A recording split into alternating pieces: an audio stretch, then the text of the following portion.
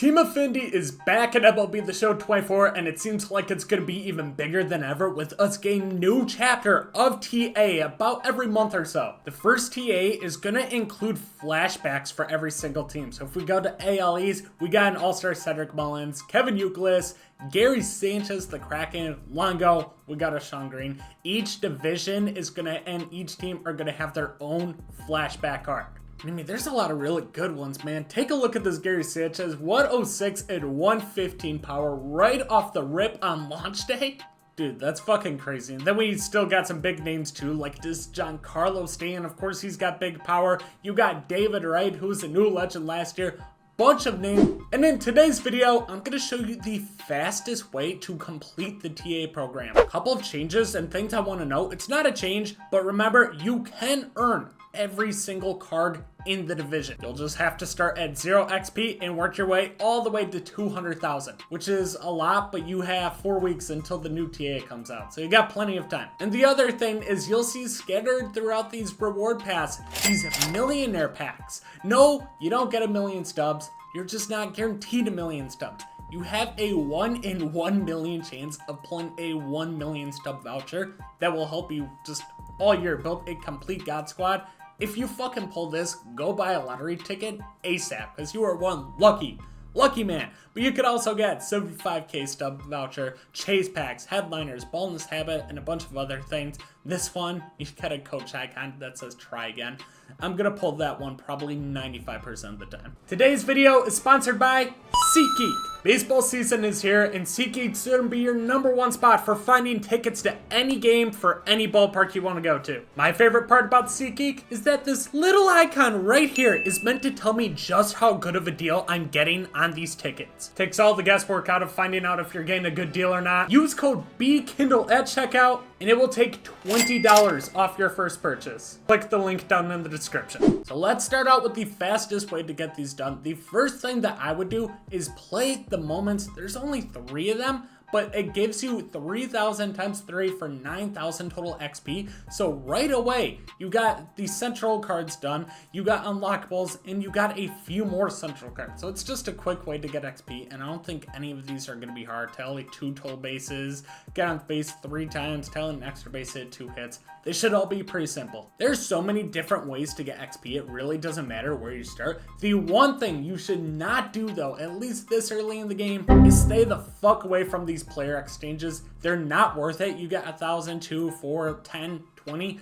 Like, it seems like a lot in retrospect, but to add 100,000 worth of players, that is a shit ton.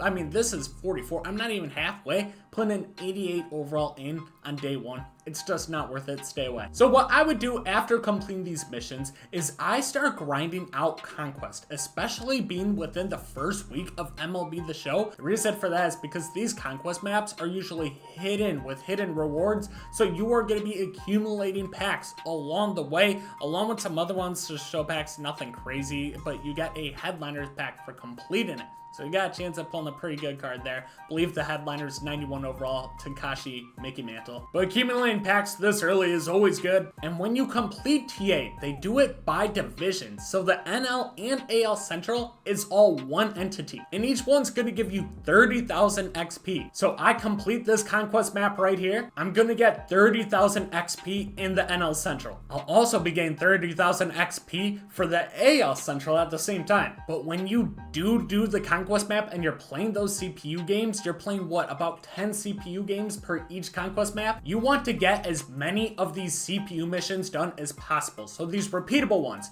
fill your lineup with your favorite team, whoever it may be. I'm gonna fill it up with Brewers. These are repeatable, and for every 1,500 PXP you get with Brewers players, for example, you get 6,000 TA points. I'm guessing a full Conquest map, you could probably complete that at least 3 times, so that's another 18,000. And you also get these single player missions, including hits with players, home runs, Ks, All-Star. You got a bunch of different ones here. Construct your lineup to make sure you're knocking as many of these out as possible and as many many of these team related missions as possible, especially considering these don't seem hard to do and you get a good amount. You get 30 hits with NL Central players, which you'll easily complete in that conquest map.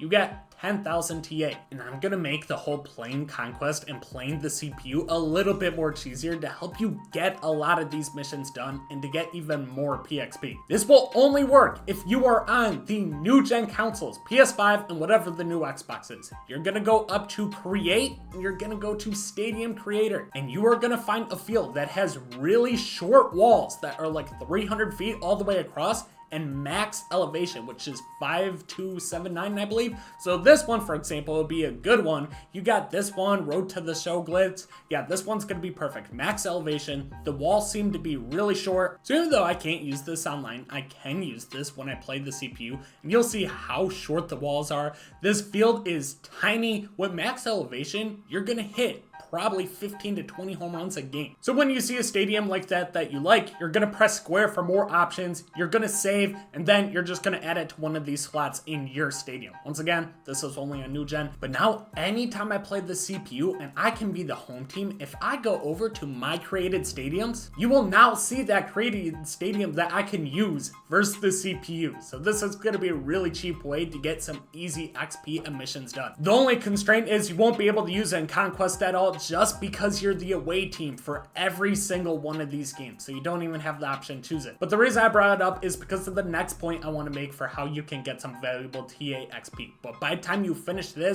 Conquest, you should have your first boss pack, which is at 60k, and then you can take one of your cards right here. Definitely good take Yaz. He's got 99 power versus lefties. But I brought that up because of this exchange S1C1 vouchers. If we go here, I can exchange one voucher for 2800 TA XP. I can exchange 3 for 8.4, and I can exchange 10 for 28,000. Those vouchers have to do with mini seasons. Team Affinity Season 1 has its own mini seasons that you can do, and you'll see there's a bunch of different ways to earn vouchers. Win 5 mini games to earn 1 voucher. Making the playoffs will earn you 3 vouchers plus a couple goodies. Win the semis to earn 3 more. Win the championship to earn 4 vouchers. Then Ball in the Habit and some other packs and XP stubs and things like that. But by the end of this, you can earn 11 vouchers, which is more than the 10 needed to exchange. So if you complete 1 mini season, you can get the 2800 and the one right here for 30,800 TA XP. That's a huge chunk. And mini seasons is a lot. You have all these games before the playoffs, 28 games, but you don't have to play every one of them. Especially when looking at the goals, I don't see any vouchers for getting in first place or anything. There's probably a pack or something you can get, but playoff bound, you just gotta make the playoffs. I can get one. Winning 5 in a row, I get one.